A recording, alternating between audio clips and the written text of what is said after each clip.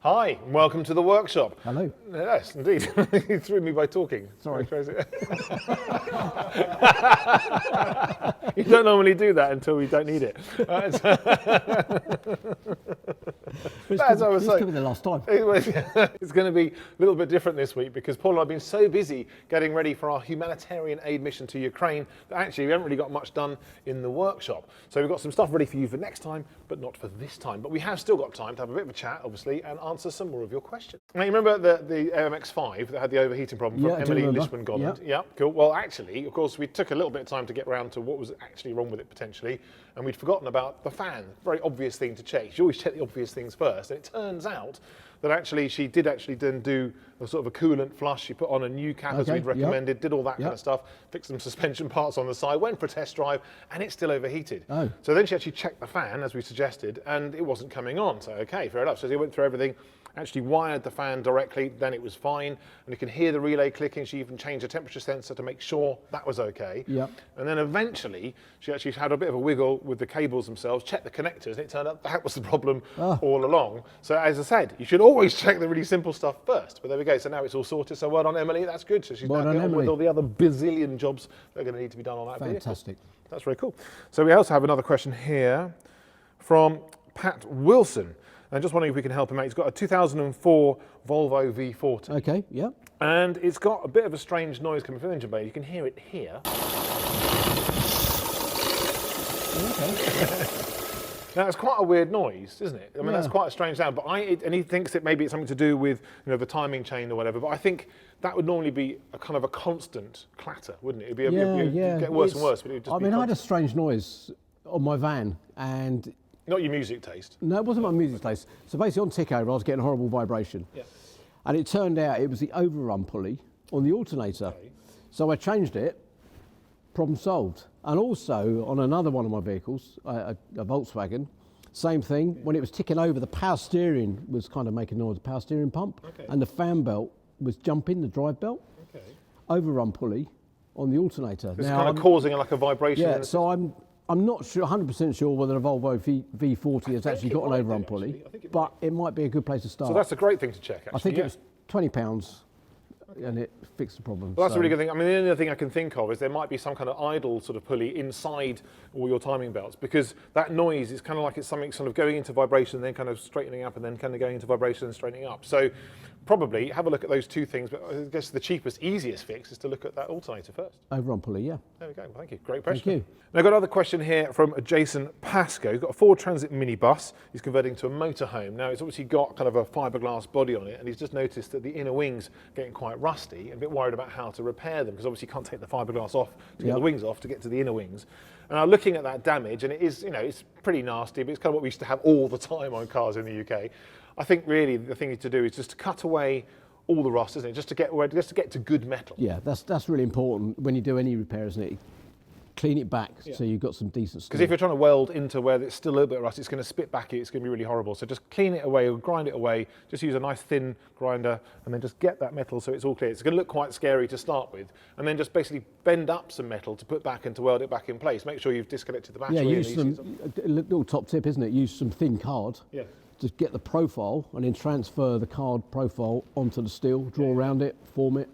And the good thing about card is actually it also sort of bends the same way that the steel might. But another tip is also to use maybe masking tape. So you can put lots of different layers of masking tape on and then use the dirty finger, which I always do, rub it around the edges, and again you get the same sort of pattern. So transfer it onto the steel. Yeah, definitely kind of play that first. But I think it's, you know, it's not going to be a beautiful fix perhaps, but it's really where you're at the moment is the only really way I think you can go forward and still keep the car on the road easily. But the thing is though, if you deal with it now, it's definitely not going to get you later on, and I'm sure the other side could be going the same sort of way, so it's worth doing both the repairs at the same time. And it might be a little bit scary, a little bit daunting, but actually just take it one stage at a time and it will be fine. Yeah, good luck. Yeah, and we're going to need some as well, because obviously when we get back to our Range Rover, there's going to be a whole load more of that kind of welding for us too. So you won't be on your own. No. Right then, so another question. No, top tip of the week. Okay, what we got? This is good. I like this one. This is from David Morgan. So obviously when we were doing the oil filter, messing around with the T5. Okay, yeah. And there's a little O-ring you have to put on. Always must remember that one because it's very easy to forget it. Yep. What he's saying, a little tip from the aero industry is basically as you put your O-ring on, you get the old one, you actually can just cut it in half. Yep. And then kind of make a little loop around that. So you put it all on together, seat the new O-ring in the right place, but then kind of whiz round a few times with the kind of the half O-ring, and that actually just helps relieve all the tension in the O-ring, and it's going to seat better and last a lot longer. So that's a great tip, isn't it? Yeah, good top tip. Fantastic. Thank you for that. Thank you. Now I've got another question here from Grub. Okay. So struggling to decide what size electric motor I need for my motorbike build. And you can't find any kind of specs, if you like, online. It all seems to be a bit confusing. And of course, obviously, he's aware of the fact that the IC engines normally quote maximum power, whereas the EV motors or electric motors are quoted as kind of just power, because of course they have all that power all the time. With the electric ice cream van had the same sort of problem. So we had the Sprinter engine was basically about 105 kilowatts, or about 140 or just over 140 horsepower. Yep. And I was kind of thinking, well, of course, being a diesel engine, it's actually going to be revving out quite low down in the range. And obviously that kind of maximum power is actually for a very short amount of time. So in the end, I went for an 80 kilowatt electric motor, which is about, 107-ish horsepower. So it's a lot less. But actually, because it's got power all the time, it turned out it was more than enough to get us to the speed limit. Well, not say speed limit, to the record, in fact. Yeah, cool. So it's actually, I think probably there's a really easy rule of thumb, is if you can find a motor that's the same power or a little bit more than your IC engine, then it's always going to be better. But actually, of course, who doesn't want even more power than that? So just see what you can then fit inside the space, because that's the next question, is obviously the more power you have, the more you're going to be using up the batteries, means the more batteries you're going to need, and therefore where they're going to go. So good luck with that, but it's a reasonably simple thing. So I wouldn't get too bogged down in all the different numbers, because the electric stuff is always going to be better for the kilowatt than the IC engine. Good question. Good luck. Right, and I think the last question here we have is from a Freddie McCreary. So, dear Ed and Paul, I keep getting static shocks from my car after driving. When he exits the car door, you get shocks from the outside of the door. When closing it, you get shocks. You sometimes get shocks from the sill. Sometimes the passengers get the shock.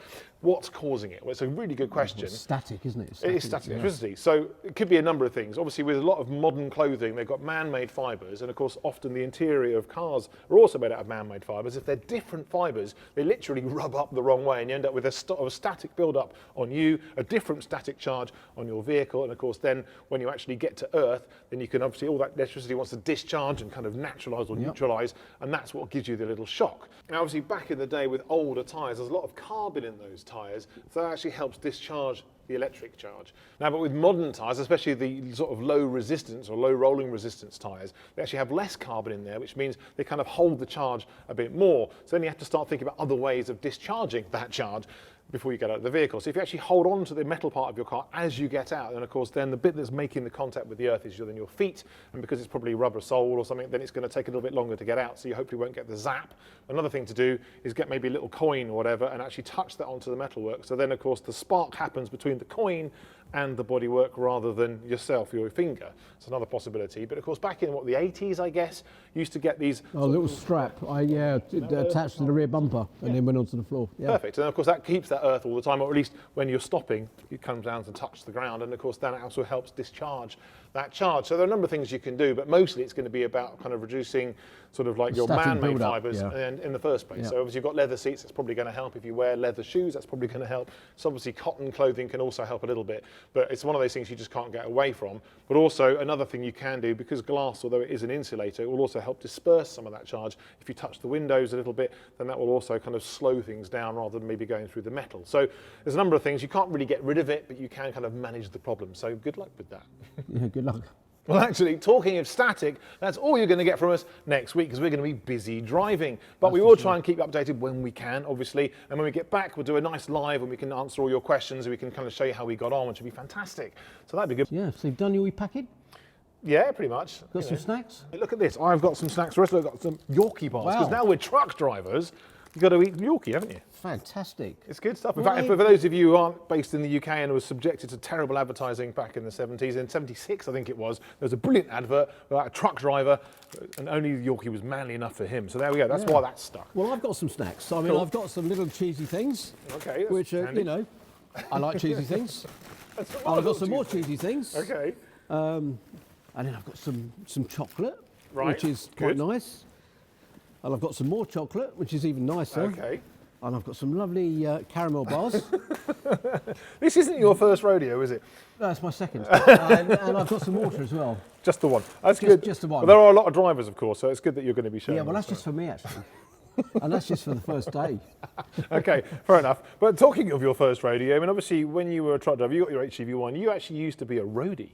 I know, back in the 80s, you know, when I had long hair and everything You else. should have seen the hair. Yeah, so my last tour was the Faith Tour with George Michael in 1989. Oh, wow. So that's when I retired, and I was one of 12 Arctics on that tour. That is amazing. So that was a nice, memorable experience. Yeah. So that wasn't the last time you drove a truck then, right? No. I've driven trucks Since. Okay, that's good. Yeah, so I probably haven't driven one for a few years. Ah, but thinking of George Michael then, you're actually missing a valuable, vital snack, a careless whisper. Yeah, no pun intended. No, it was, and it was awful, so I'll apologise. Well, clearly, you're way more prepared for our mission than I am. And talking of our mission, thank you very much to all those who have donated to the Yorkshire Aid Convoy. And if you'd like to donate, the links are in the description. Well, I guess we better saddle up, or whatever truck drivers actually do officially. What do they do? I think they just drink tea, don't they? Okay, we better go and drink some tea and then get driving. So, till next time, see you later. Bye-bye.